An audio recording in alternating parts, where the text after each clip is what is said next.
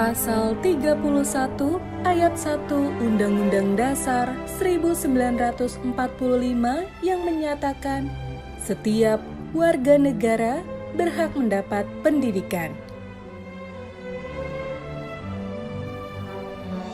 Universitas Pamulang hadir menjawab amanat undang-undang tersebut melalui pendidikan yang layak dan berkualitas serta terjangkau seluruh lapisan masyarakat. Berdiri di provinsi paling barat Pulau Jawa, Universitas Pamulang yang terletak di kota Tangerang Selatan menjadi perguruan tinggi swasta terbesar di Provinsi Banten.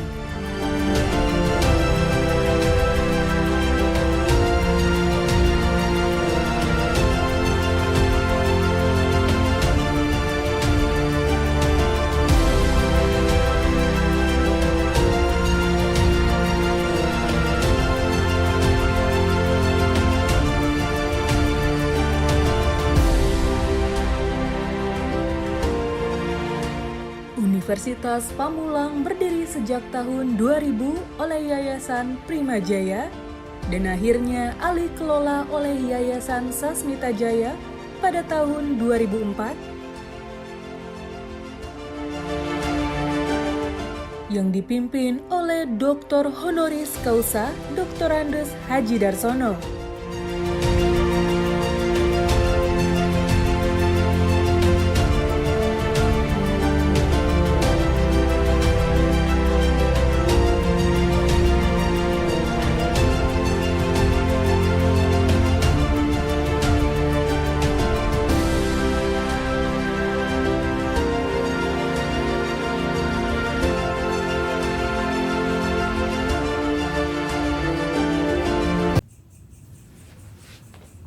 Selamat malam, Assalamualaikum warahmatullahi wabarakatuh. Nama gua Farhan Setiawan dari Prodi Teknik Mesin Universitas Pamulang.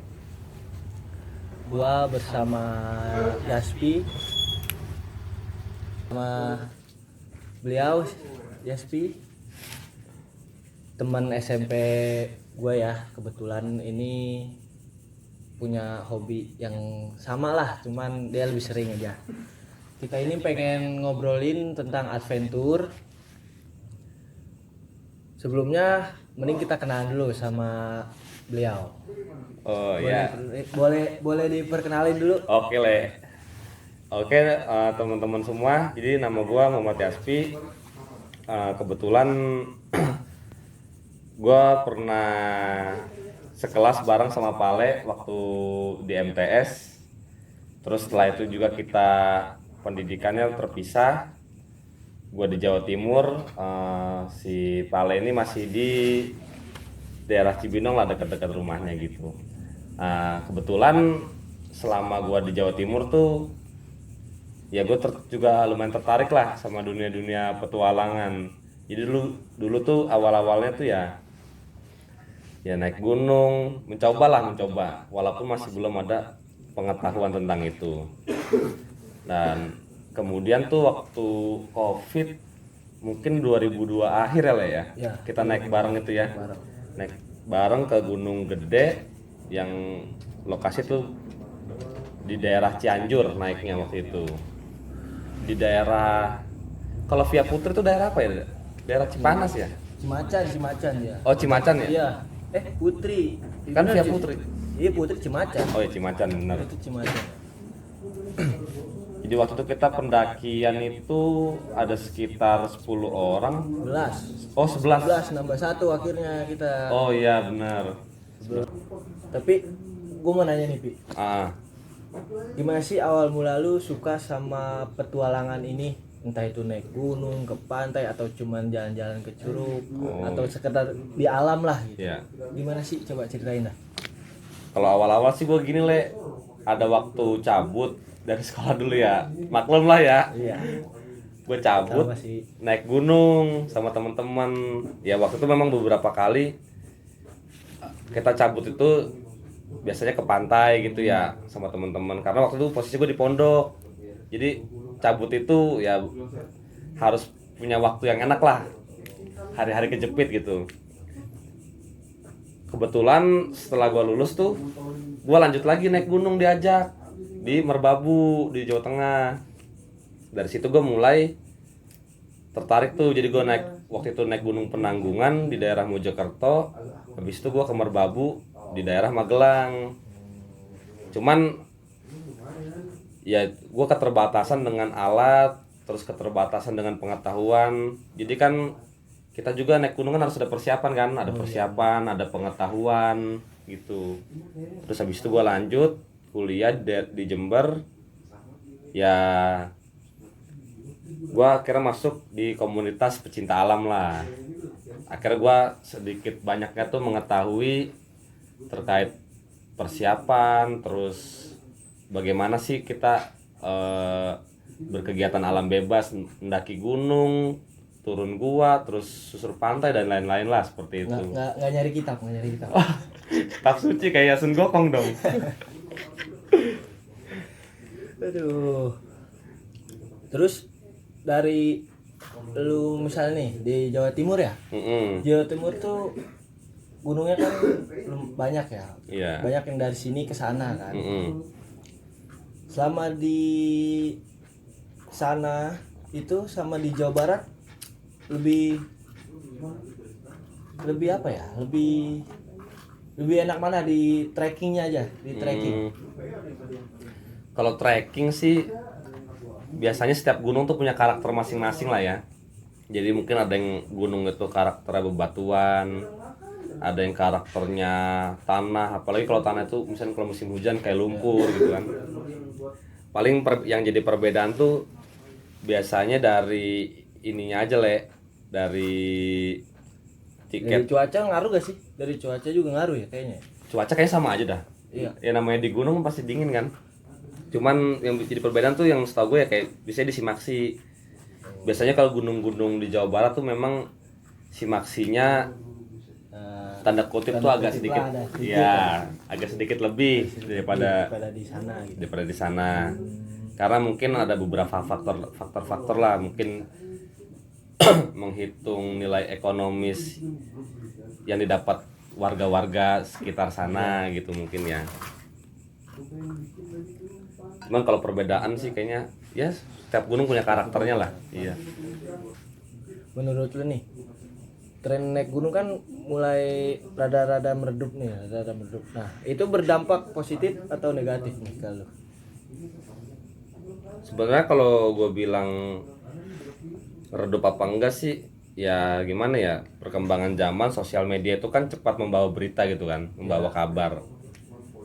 Ya mungkin kalau dibilang redup sih enggak juga lah ya, enggak juga. Masih banyak kan? Iya masih banyak. Cuman kan kalau ada istilah sekarang tuh FOMO lah ya, sekarang FOMO tuh ya. Kan? Coba-coba. Iya, coba-coba. Coba gimana sih rasanya? Sama sih sebenarnya gue juga coba-coba lah ya. Iya. Like gua semua emang coba-coba. Iya, semua orang juga coba-coba.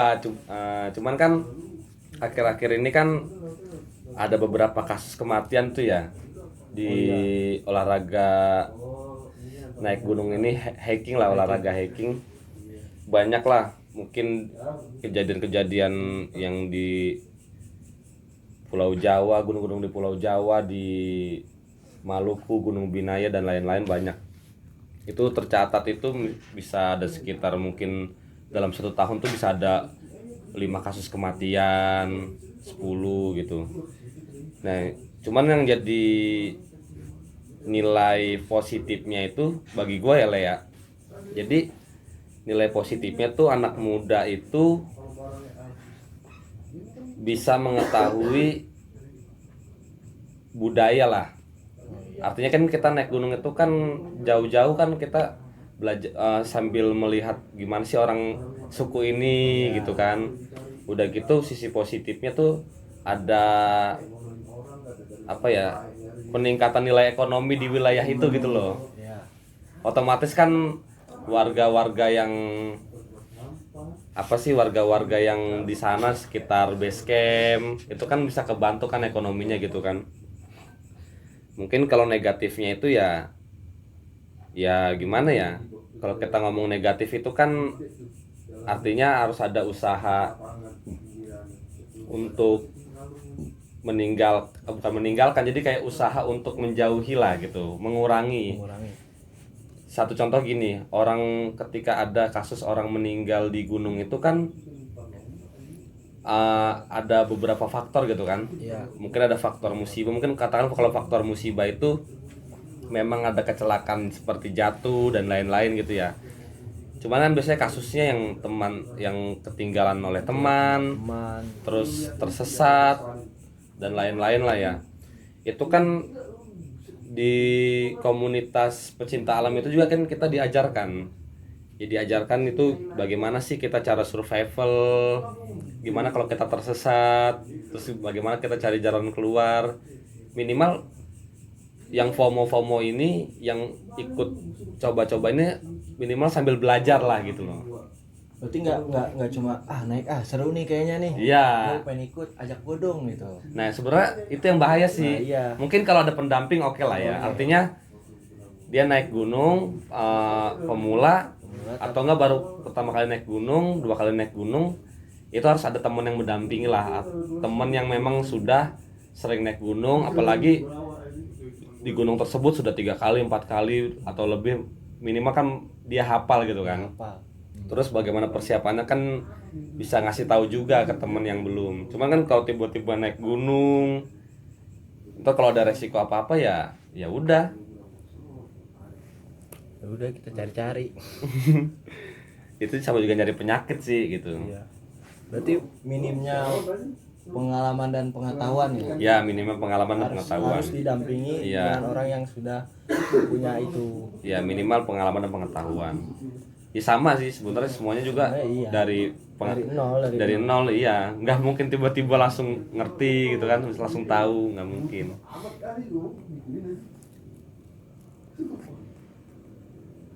Terus nih, ada rencana gak dalam waktu dekat ini lu mau naik lagi?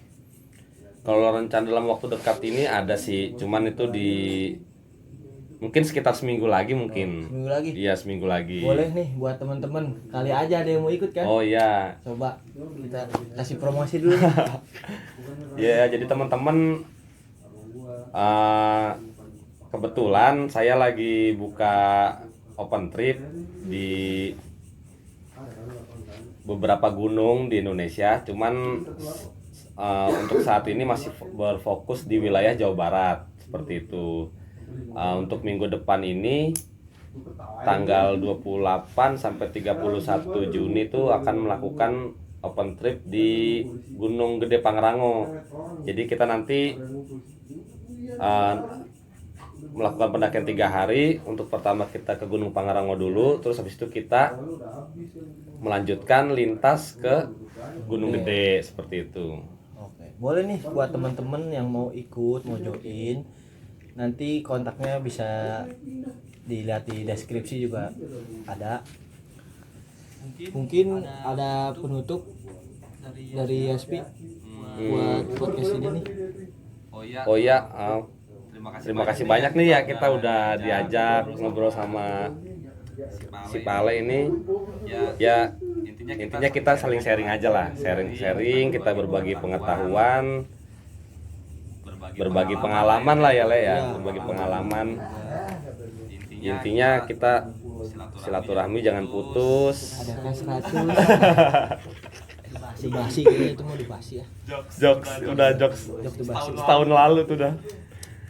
Ya intinya seperti itulah. Intinya kalau misalkan butuh temen main, temen jalan di bidang di adventure petualangan, mungkin bisa hubungi saya atau langsung ke hal ini gitu. Oke, berarti udah sampai sini aja ya, karena waktu udah malam juga nih, udah sekitar jam 2-an, udah nggak enak sama tetangga. Kita tutup aja. Sekian dari saya, dan terima kasih juga nih buat Yaspi. Oh iya, sama-sama Le. Terima kasih banyak Kita juga. tutup. Assalamualaikum warahmatullahi wabarakatuh.